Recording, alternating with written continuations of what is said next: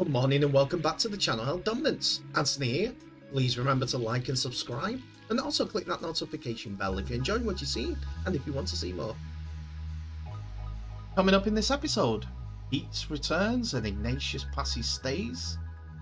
Rugby League World Cup Week 1 concludes and we go through the groups, the scorers, and a look to next week's fixtures. And the tragedy of the young Queensland Rugby League player who dies on holiday in Europe.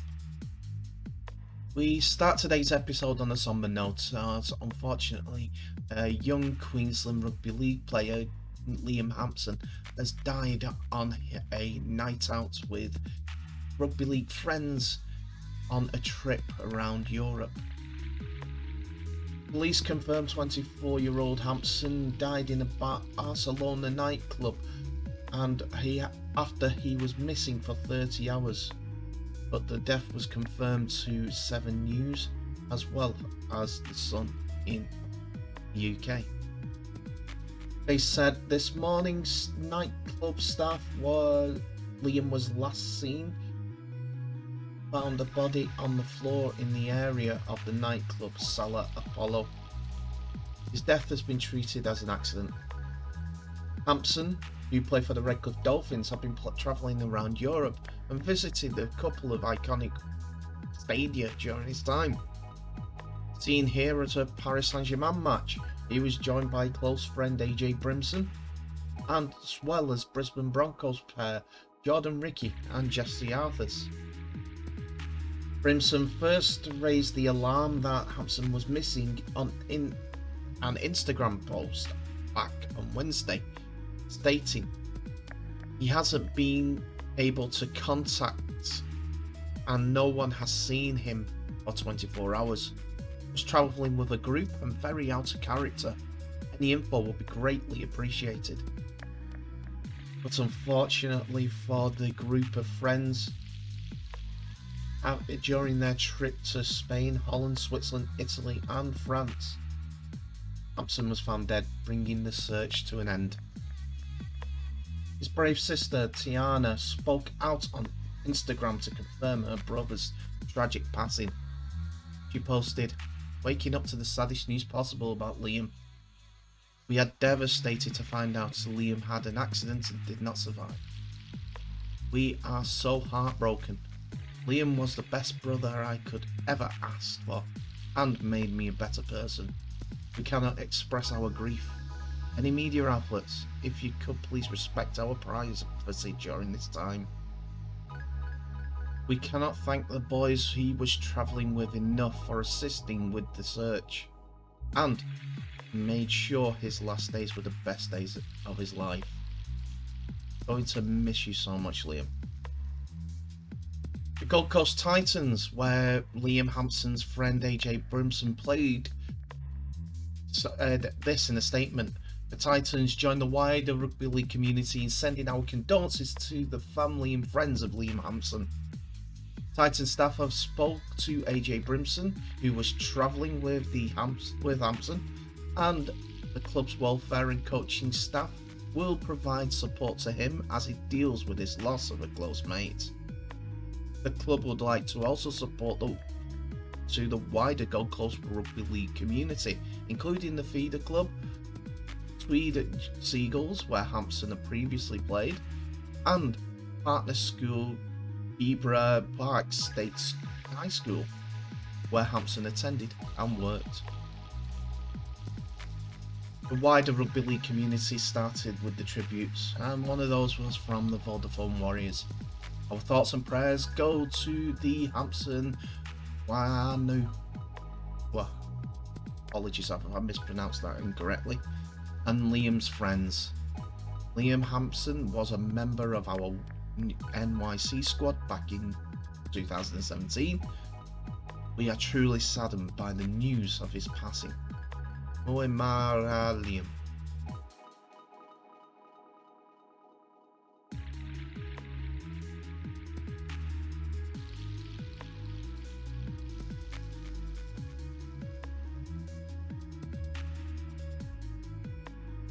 As we have a day off, we might as well bring to you all the league standings and the results from week 1 of the Rugby League World Cup. There have been some great games, some surprises, and some individual performances which are being heard about through the rugby league world. First of all, let's bring you Group A. So we start with Group A, and many thought that these will not be the top 2 going into the first game, after the first game should I say, as England beat Samoa 60 points to 6, which sees England top and Samoa bottom. And the other group game was France versus Greece, and France 34, Greece 12 sees them in second place and now in pole position, possibly to go through. Ahead of Greece and Samoa, I would say. Group B has another strong contingent with Australia, the holders, getting their 2 points, as well as Italy. Australia beat Fiji 42 points to 8, while Italy beat Scotland 28 points to 4 in the third game of the weekend.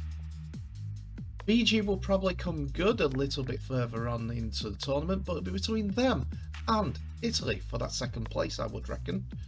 Afraid that Scotland might finish bottom.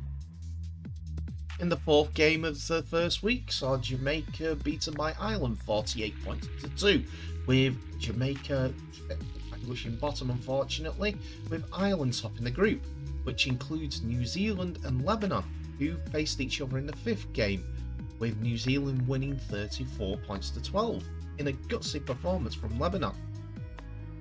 Finally, the group that everyone wants to see, with the Cook Islands and Tonga leading the way, with Papua New Guinea and Wales yet to get off the mark. But this is where the action is. First of all, Tonga at the Langtree Park Totally Wicked Stadium in St Helens beat PNG 24 points to 18 with a last minute try, more or less, while Wales were beaten in the second half 10 points to 0 in a gutsy performance which saw the Cook Islands win 18 points to 12. It's going to be an interesting group, that one, and one that everyone should go out and watch. And with that, we have the round 2, week 2 fixtures. These are all UK British summertime times and dates, so please check your local listings for the actual times in your time zone. Anyway, so Friday opens up round 2 with Australia versus Scotland at the Coventry Building Society Arena, which is also known as the Ricoh Arena down in Coventry.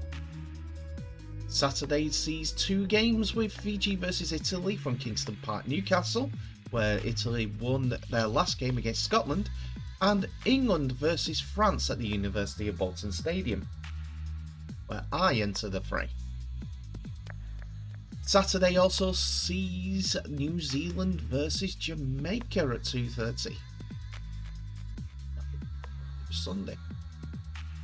It's Sunday the 23rd of October. This is incorrect, the source that I got this from. And it's live from the NKM Stadium in Hull, the home of Hull FC, from 2:30 British Summer Time.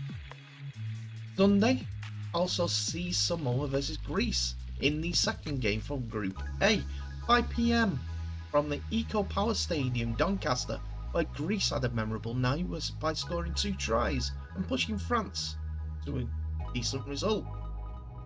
Tonga now go on to face Wales on Monday night at 7:30 at the Totally Wicked Stadium, St Helens, and this is followed by on Tuesday to close the round, Papua New Guinea versus Cook Islands, this time from the Hallowell Jones Stadium in Warrington.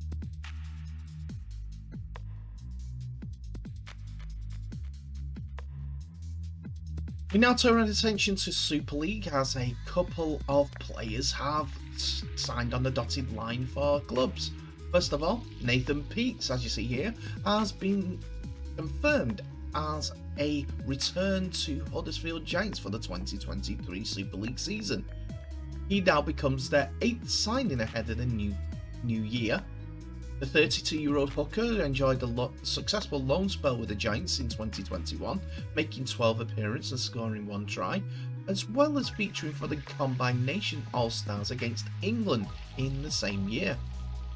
Peats has now rejoined Huddersfield on a 3-year contract after spending the 2022 season with Toulouse Olympique, and Giants head coach Ian Watson believes will be an ideal replacement for Danny Levi, who has been released from his contract on compassionate grounds. This after also having an impressive year with the club. I said it when he was here about Nathan. He's one of the best nines that I've had the opportunity to work with, Watson said.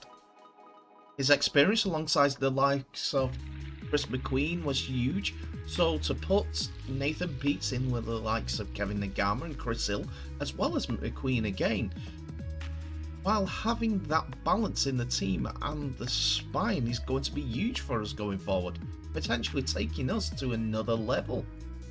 Australian Peats has began his career in the NRL with sides like South Sydney Rabbitohs, making 50 appearances for the club and representing Parramatta Eels and Gold Coast Titans in the competition as well. He also appeared in all 3 matches for New South Wales in the 2017 State of Origin series. He joined newly promoted Leigh Centurions for 2021 season before moving to the Giants on loan. Following that, he linked up with Toulouse Olympique, where he was on a 2-year deal ahead of their first season in the top flight after a spell with RC Albi in the French domestic Elite 1 competition. The departure of Levi, who is set to return to Australia after playing in the Rugby League World Cup for Samoa, following one season with New Zealand with Huddersfield, left a spot at hooker needed to be filled, and Pete jumped at the chance to return to the Hallowell Jones Stadium. It's been really exciting for me. I didn't want to leave last year, Pete said. I had a really good time playing for Huddersfield and under Watto too. We tried to figure things out, but right at the end we couldn't get it done. I obviously been to France for the last 10 months, but as soon as I heard the situation and that Watto was interested again, I couldn't jump at the chance any quicker. I'm very, very excited. As I said, I didn't want to leave last year. I really found my love of footy again, so to be back there, where I found my love again, I am super excited to be back at the Giants. Pete joins the likes of Jake Connor, Jake Bibby, Sam Halsall, Kevin Nagama, Essen Masters and Harry Rushton as Huddersfield new recruits for the 2023 season. He will add to Watson's hooking options, which also include Adam O'Brien and the 19-year-old aforementioned Roby.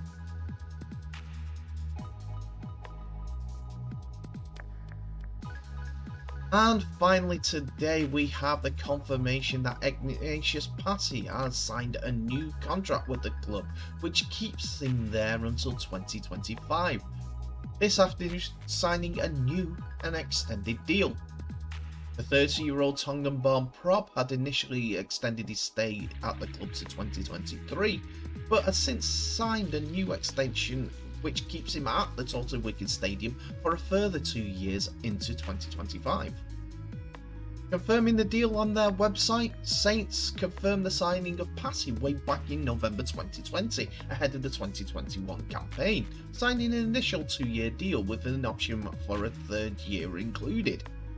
Passi played 21 times in his first season, mainly off the bench, but his impact from it was crucial to Saints winning their 3rd straight Super League Grand Final and a first Challenge Cup for 13 years. In 2022, he made yet more appearances, 29 for Saints, and scoring 2 tries. He was a real standout performer as he impressed, filling in for the shoes of Alex Walmsley, Big Shoes, who was out for the season after injury cut it short. Passi told Saints RLFC.com, I'm really enjoying my time here, especially my family and my kids, who are really enjoying where they are based at school. The last few years were special, Winning the Challenge Cup and the Grand Final, and then to win another Super League title, I'm certainly happy where I am, and I'm happy for this town, and can't wait for next year. Following that, head coach Paul Wellens, newly installed in the role, added, for Iggy to decide that he wanted to stay here at the club for even longer, that just shows how well he's fitted in here and settled down. He's a massive player for us. He's one of the most destructive ball carriers in the competition. He has a great offload game and brings physicality to the team with how he goes about his defensive work. It will be great to see him continue to help us push for more trophies. A NYC Premiership winning with the Junior Warriors.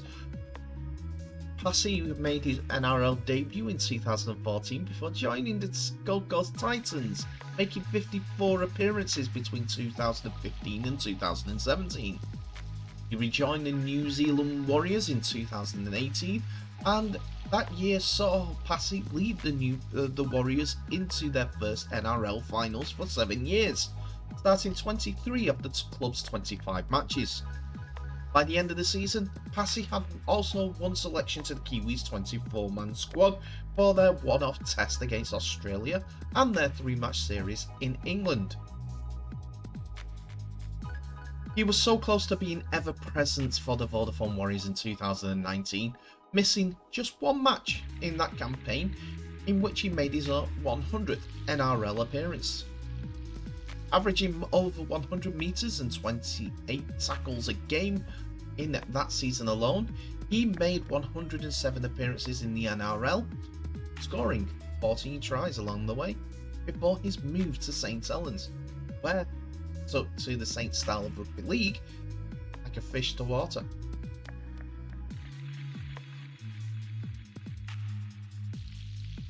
And that's it for another episode, ladies and gentlemen. Thank you so much for watching. Please remember to like, subscribe and share this video worldwide, as well as clicking on that notification bell for any updates on new videos that may be coming your way in the near future. Tell me what your thoughts are on this episode in the comment section below. It's open for business, and you guys are the ones that lead our content. More feedback would be welcome, as it always helps to help me grow. Now, Agnatius Passi staying at Saints, Nathan Peats back at Giants, and your other stories of the tragedy of the young Hampson and their family. All the best, and may he rest in condolences go out to him and his family. The Rugby League World Cup Week 1. Tell me in the comments what your thoughts are on the entire situation. You think it's been good so far? I think it has. Have to see what it's like after week 2. Anyway, thank you so much for watching. Please remember to share this video worldwide. I'll end the episode as normal by wishing you all the best. Please stay safe. I'll see you in the next episode.